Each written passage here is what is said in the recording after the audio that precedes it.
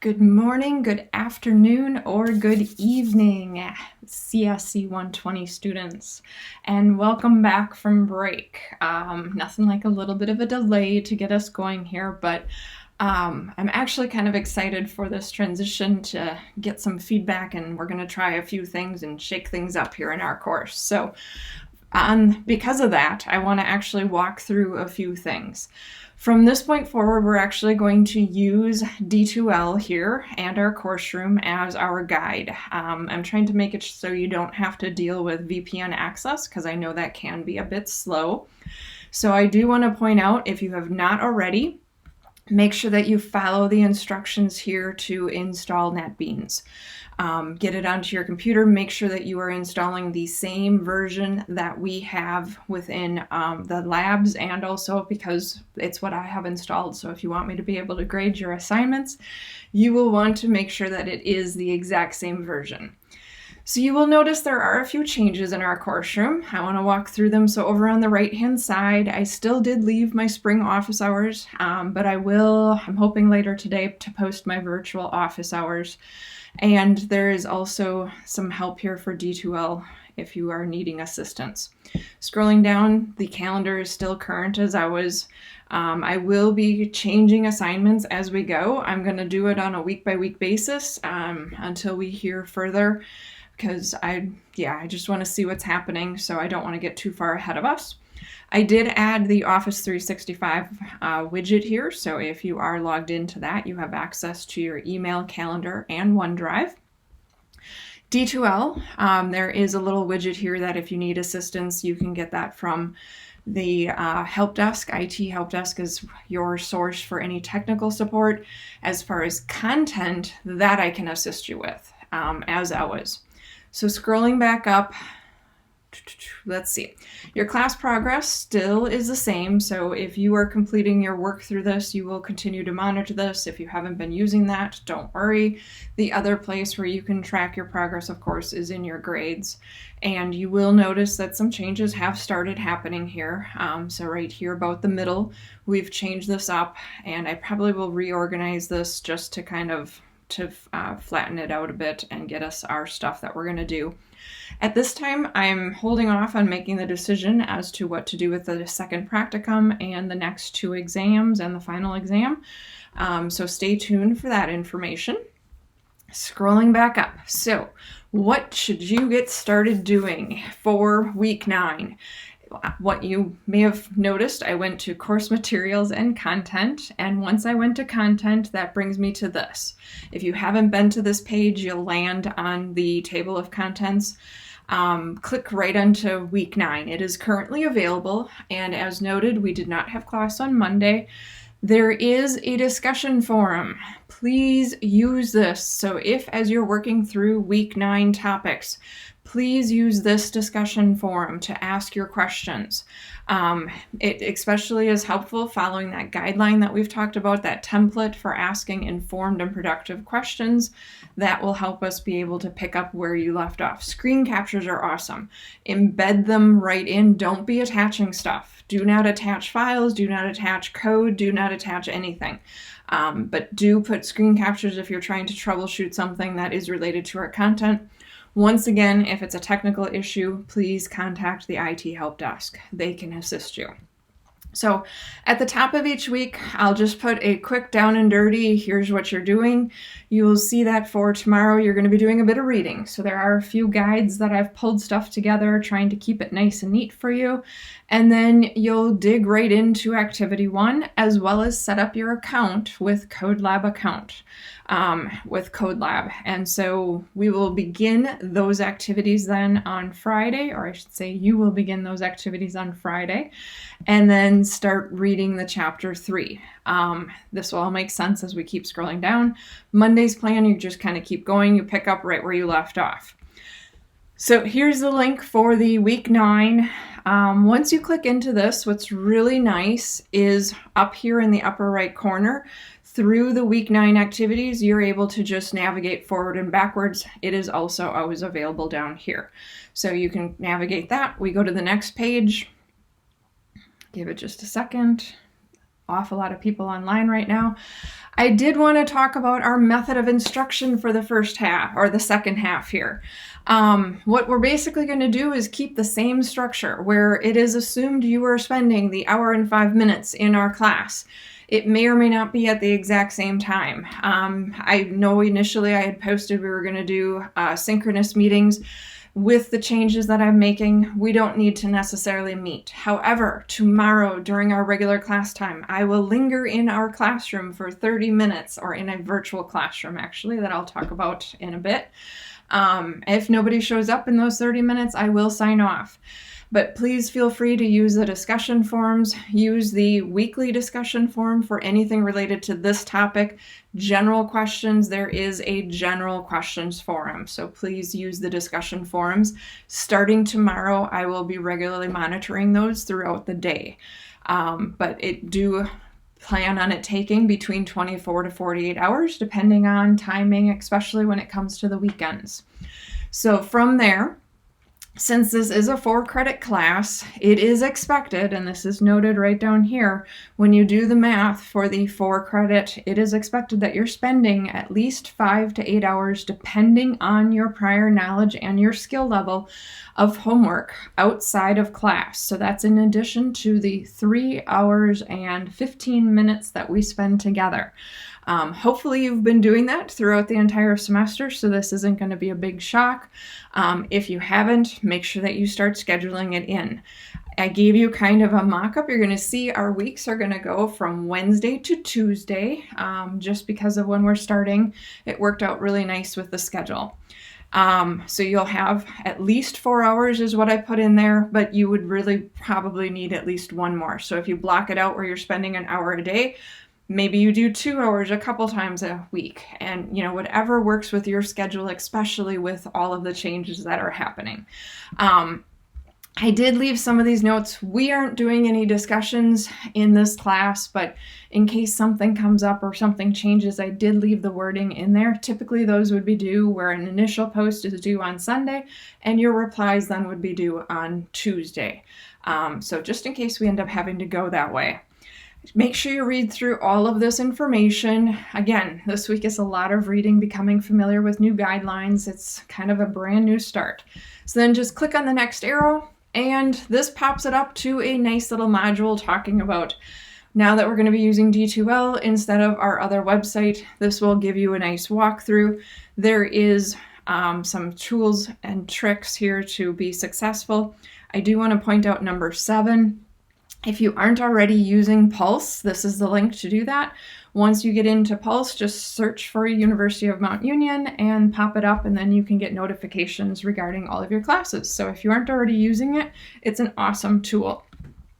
For my virtual office hours, I have decided to go with Zoom. You may or may not have other professors using that. If you need to test it, you can actually access it via the browser. You can install the app, or you can even access it on a mobile device of any sort. But that is where I will set up my virtual office hours, and tomorrow at 8:45 I will be in there until at least 9:15 unless people are hanging out and we are addressing questions. I would encourage you to stop in, even just to check in and let me know where you're at.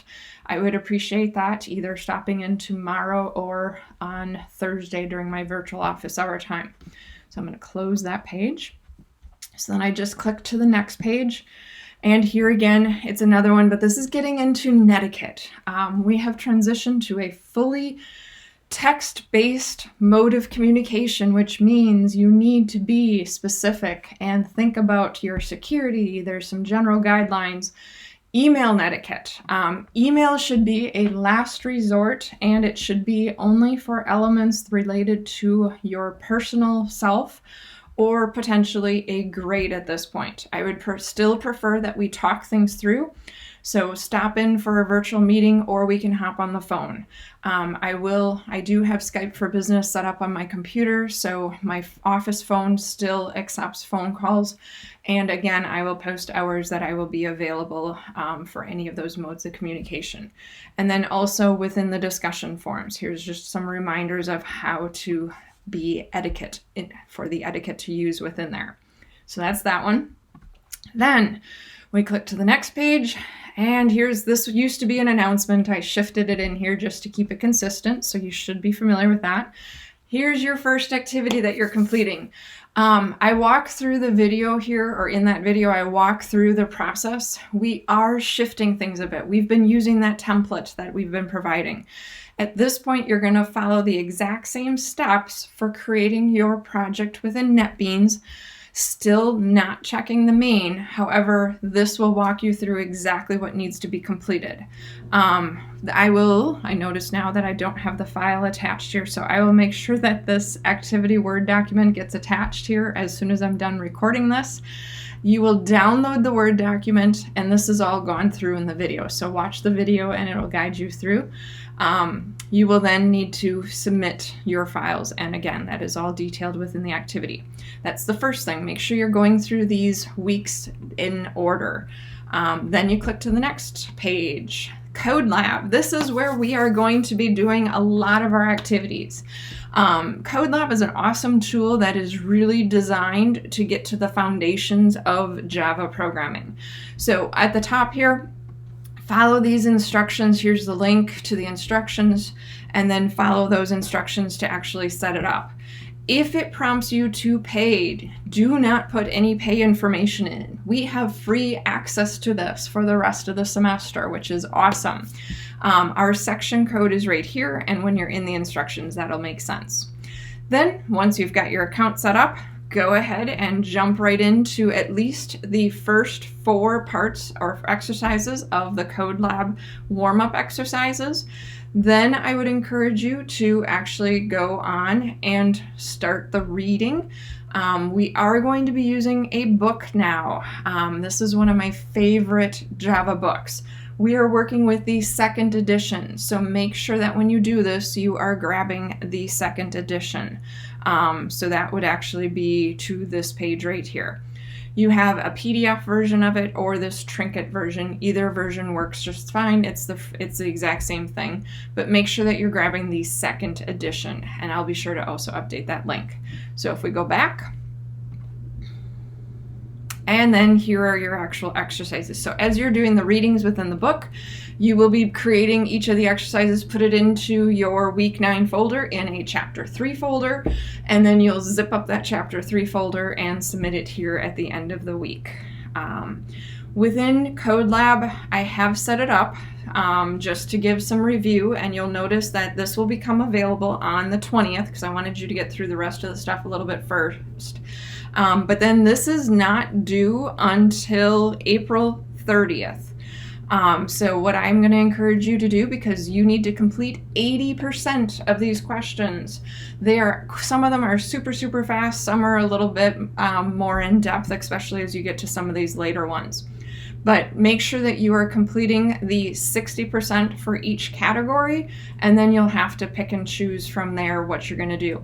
I'd encourage you to try to do all of them. The more you do, the more your success you're going to have on the final exam and the exams later on. But I wanted to make sure you had a chance to review this, and it's good practice just as we're going.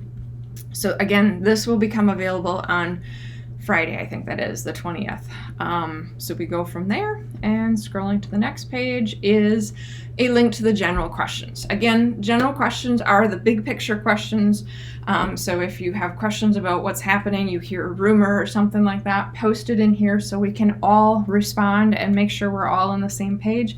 Please, again, even though I don't mind getting emails, we are getting a ton of emails regarding these situations, so I don't want your emails to get lost in the mix. When you do need to email me, make sure at the top in the subject you start it with CSC120. That helps me recognize that it is a course-related communication, not something from all of the other stuff that's coming through. But again, this will I will have it followed so that way then I can respond to it right away. Make sure you go through that D2L guide. It talks about subscribing to the different forums. Monitor all of the forums. So each week, make sure you subscribe to the weekly ones, and then at the end of the week, you can unsubscribe and subscribe to the next. We're going to have to rely on typing and communication. Ask questions early, get help early. Don't wait until deadlines. When we're in this kind of an environment, you have to assume that it can take 24 to 48 hours to get a reply. It will not be immediate. I do not have notifications turned on because I do keep things separate. There are certain times of the day that I'm out here monitoring this stuff, so make sure that you are doing that as well. Let's see, so I already talked about if you need to get to the discussions, you go to communication and discussions from there. Here is the general questions, and then each week we'll have a block that will populate up. Going back to the landing page, let's see. The other thing, make sure, and this is in the D2L guide, add a photo. Make sure that we actually can see so we don't forget what you look like. Put a professional picture in there. This is talked about in there. Once again, welcome back from break. I hope that you have everything in place, that you have a workspace that you can actually be focused at. Get NetBeans installed ASAP. Please let me know once it is. I will actually post another forum out there just so that you can all let me know that you're set up and going. Or actually, just post that to the week 9 discussion forum. As if you've got everything set up and going, let me know that. So I know that you are set up with CodeLab, that you're set up with NetBeans, and that you're good to go. If you've already requested VPN access, great. That means that you have access to all the previous resources from the website. But for moving forward, you won't need that. I'm trying to keep it as simple as possible. So again, let me know if you have questions. I will be in a virtual classroom, and I'll post the link a little bit later. At 8:45 tomorrow, please stop in, check in, let me know that you're good to go, and just that you're actually healthy and ready and raring to get back to our last 8 weeks here and hunker down to get this course done. Hang in there, and please let me know if I can assist with anything. I'm happy to help. I know that this is a massive transition, but hang in there. It's gonna be okay. We'll all survive one way or another. So keep in touch. Have a fabulous evening or day or afternoon.